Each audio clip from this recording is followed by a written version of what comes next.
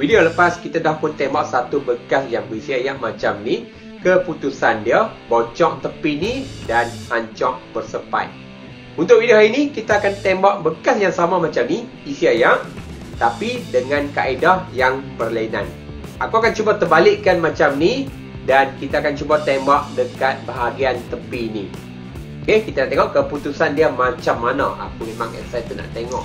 Macam biasa, kita punya soft je dah sedia kat sini. Kita akan reload. Round 1.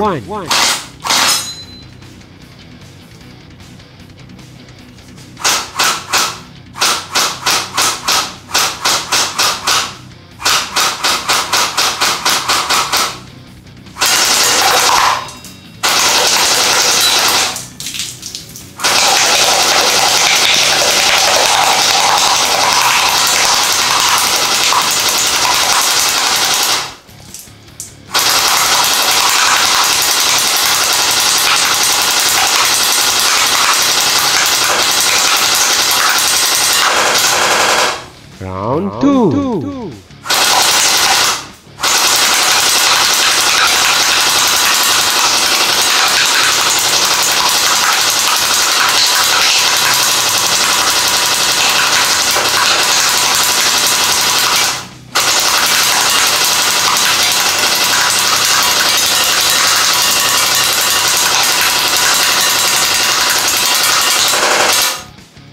Kita tengok sikit.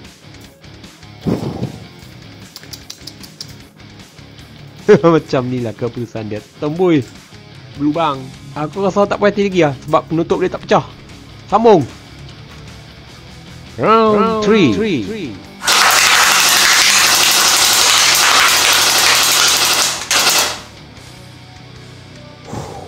Mati juga akhirnya. Kesemuanya ada damage. Macam ni baru puas hati. Untuk video seterusnya, kita nak tembak apa lagi? Cuba beritahu.